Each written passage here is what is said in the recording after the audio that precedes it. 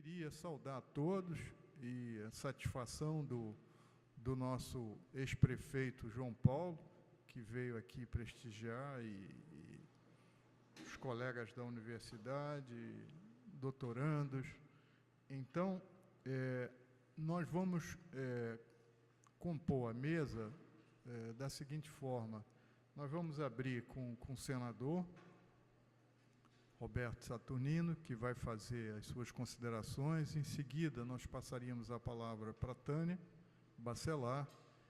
Em seguida, Clóvis Cavalcante, e eu, finalmente, encerraria, e nós abriríamos também para porque nos interessa também ouvir, eu acho que o livro, ele suscita uma série de questões importantes para o Brasil de hoje.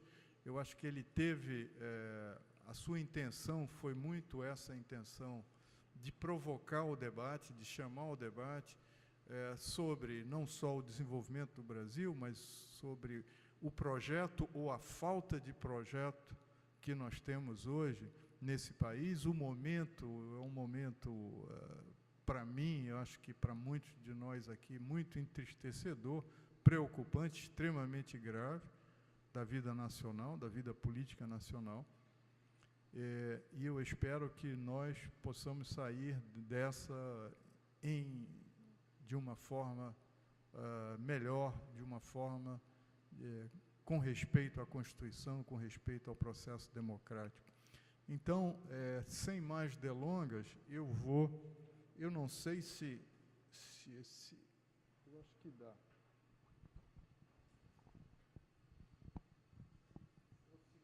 De nós teria que vir até aqui para fazer a sua, eu acho que a sua locução, tá certo? Por causa nós só temos um microfone e o fio não é suficiente para... Igor, é possível? Pois é. Então, senador, por favor, a palavra. Então, agradeço a todos aqui a presença nesse lançamento.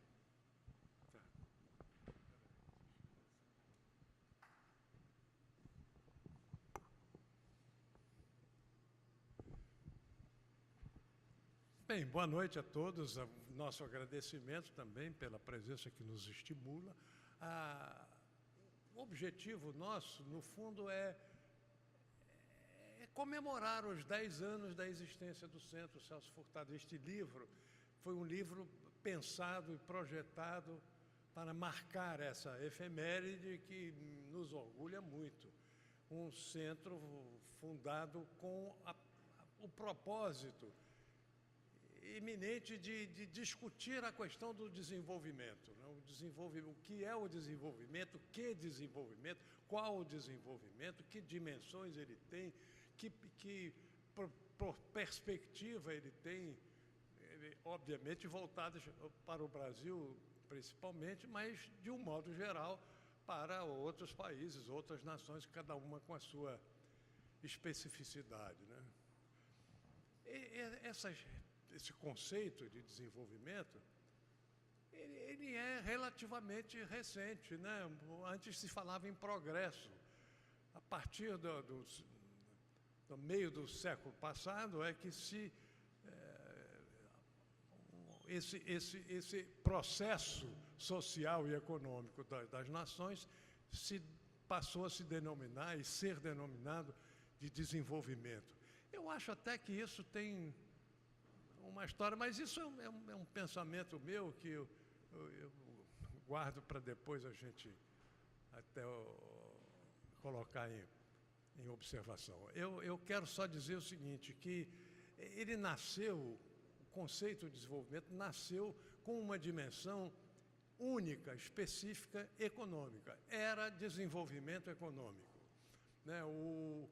A alavanca, a instituição brasileira voltada para o procedimento específico foi o Banco Nacional do Desenvolvimento Econômico. A sigla, o S do social, foi acrescentado depois, exatamente demonstrando a evolução do conceito. O conceito inicial era exclusivamente econômico. Era o esforço dos países que se haviam retardado no processo de industrialização, o esforço deles para cumprir as etapas com velocidade maior, preenchendo o fosso que separava dos países que haviam se destacado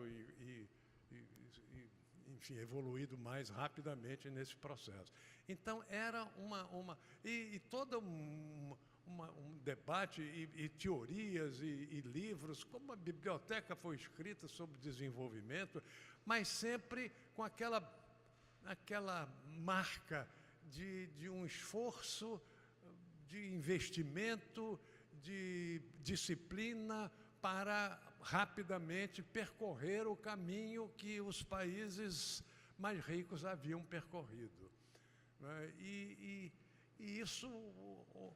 esse conceito de desenvolvimento ele foi trabalhado no mundo todo, mas muito especialmente na CEPAL, na Comissão Econômica para a América Latina, criada pela ONU, para exatamente pensar o desenvolvimento deste continente que estava assim no meio do caminho entre os países mais ricos e os países mais pobres. Então, era o continente ao qual se aplicava com mais interesse, né, esse conceito e toda a teoria desenvolvida pelo desenvolvimento para demonstrar que era possível o preenchimento desse fosso desde que fosse organizada a sociedade, a economia desses países para cumprir essa missão. Essa entidade, a CEPAL, que foi criada e liderada nos seus primeiros momentos, nos seus bons primeiros momentos pelo grande economista argentino Raul Prebisch, que tinha esta visão de desenvolvimento exclusivamente econômico. E foi para esta entidade um economista brasileiro de grande visão, jovem ainda, que foi Celso Furtado, e que participou de toda essa elaboração teórica, essa elaboração sociológica. O Celso Furtado era um economista de formação, mas era, sobretudo, um pensador. O Celso Furtado, a nosso juízo, foi o maior pensador brasileiro da segunda metade do século XX. Ele pensou o Brasil como um todo, em todas as suas dimensões, e ele começou a contestar o conceito de um desenvolvimento exclusivamente econômico, ou até eminentemente ou mais fortemente voltado para a questão econômica. Ele começou a ver que o processo de desenvolvimento era um processo social que tinha outras dimensões, e a própria dimensão econômica dependia também da evolução das outras dimensões, a dimensão social, a dimensão cultural, que ele veio a trabalhar intensamente mais tarde, e ultimamente até a dimensão política. Ele nos últimos pronunciamentos dele, ele claramente dizia que o desenvolvimento é um processo de vontade política das nações, de evoluir nesse sentido. Então, o conceito de desenvolvimento ganhou muitas outras dimensões, e essa é a perspectiva que nós adotamos, e achamos que também esse conceito não é um conceito e não há um projeto definitivo, né, para todas as nações e para todos os tempos. Quer dizer, o desenvolvimento é um processo específico de cada nação, com as suas características, com as suas propriedades, e também evolui no próprio tempo, na medida em que os processos sociais e econômicos, o processo econômico hoje, por exemplo, é bastante diferente do momento em que surgiu a ideia de desenvolvimento na metade do século passado. Então, com essa ideia na cabeça, e com esse propósito, o Centro Celso Furtado dedica-se, né, com todo o empenho a este debate, que é um debate que não tem uma conclusão, é um debate que se enriquece e cresce a cada momento e se amplia e se alarga e se ilumina a cada momento, mas vai sempre ganhando, né, mais claridade, mais convicções, enfim, para orientar o processo de cada nação. E esse livro foi trabalhado pelo Pedro de Souza, o nosso ex-superintendente do centro, exatamente com a concordância de nós todos, de formar um mosaico, de compor um mosaico de pensadores, de artigos de pensadores de diversa natureza, de diversas conotações, e não só brasileiros, mas estrangeiros também, e voltados para o debate sobre o desenvolvimento na sua dimensão geral e nas suas especificidades setoriais ou mesmo nacionais. Então, a gente tem uma riqueza muito grande nesse livro. Ele representa para nós um marco importante, né? Tem um marco importante no próprio debate do desenvolvimento, e que tem artigos. Os artigos todos são de grande valor, de grande qualidade, mas na questão realmente voltada para o conceito, no debate sobre o conceito de desenvolvimento, a gente tem o artigo do Gabriel Kohn, onde ele procura identificar o desenvolvimento com o processo civilizatório, quer dizer, e neste processo civilizatório entram todas as dimensões de uma sociedade, todas as dimensões da própria existência da humanidade. E o artigo do Clóvis Cavalcante, que é muito interessante, porque recoloca a questão da indagação sobre o econômico, por que o econômico tem prioridade, o que é mais importante, o PIB ou a felicidade? Ele exatamente levanta essa questão com uma referência à política do Butão, que é um país pequeno, de pouca expressão mundial, mas que exerce, que está elaborando e produzindo uma experiência absolutamente interessante de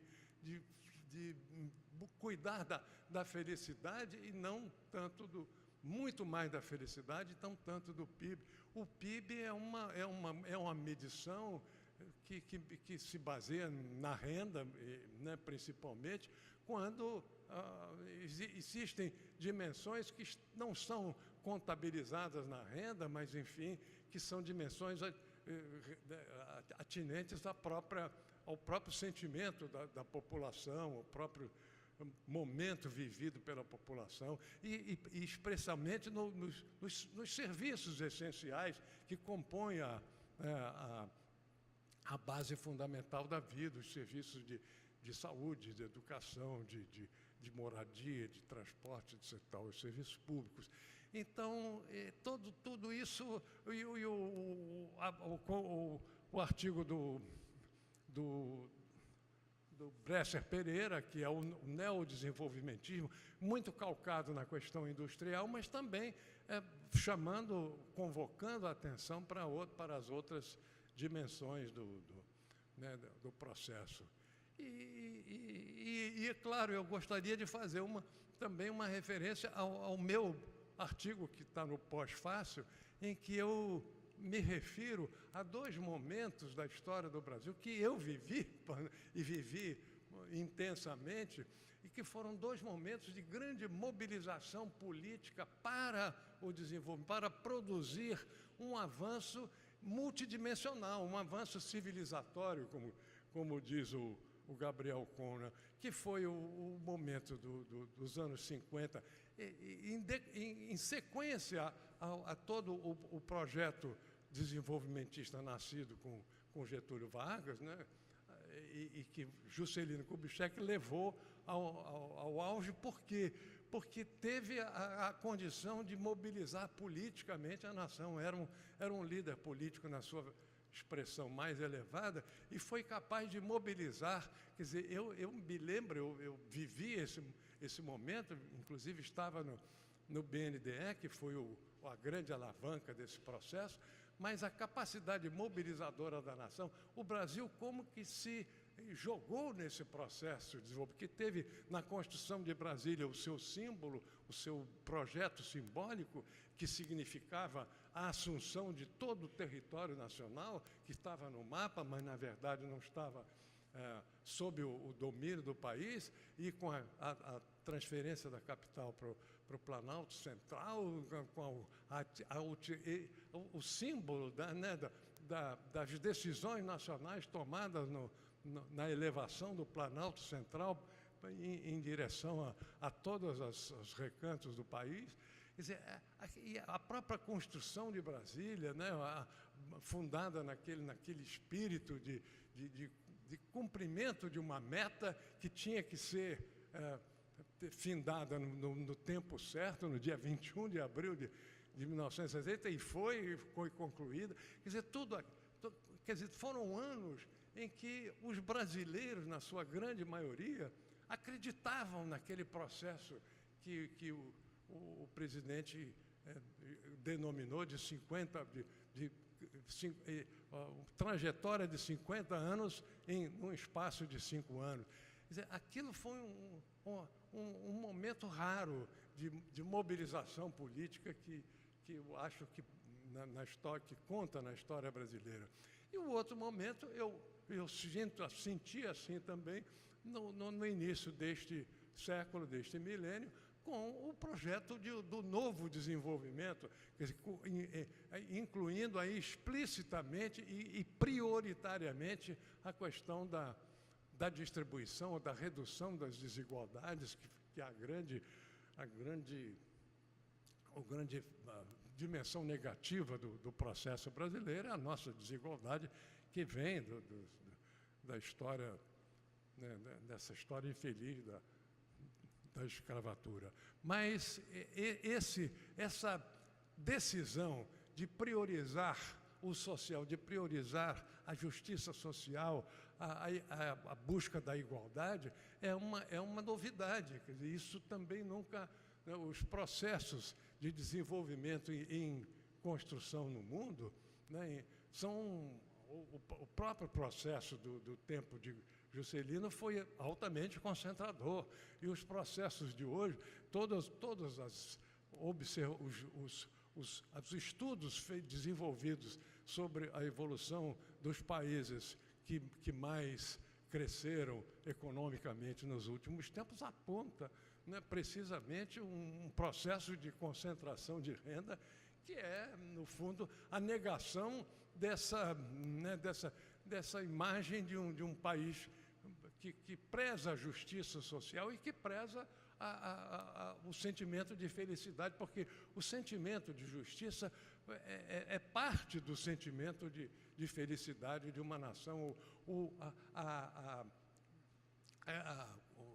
Enfim, a harmonia social de uma nação tem que se fundar nesse sentimento de que há um mínimo de igualdade, não há privilégios extraordinários de uma categoria. Então, esse também foi, acho que um momento interessante, que resultou nos índices de aprovação muito elevados do presidente ao fim do seu mandato, porque ele foi um processo que teve uma dimensão política extraordinariamente bem sucedida e que faz parte e é necessária, é fundamental como motivação e dinamização desse processo econômico. Então, mas é essa a discussão que a gente quer sempre manter viva e enriquecer com a participação dos brasileiros de um modo geral e, enfim, dos sul-americanos, principalmente, que vivem esse processo muito unificado hoje, a partir deste milênio também, e que está encontrando dificuldade, porque é da natureza política, né, o desgaste, porque passam os os próprios projetos políticos.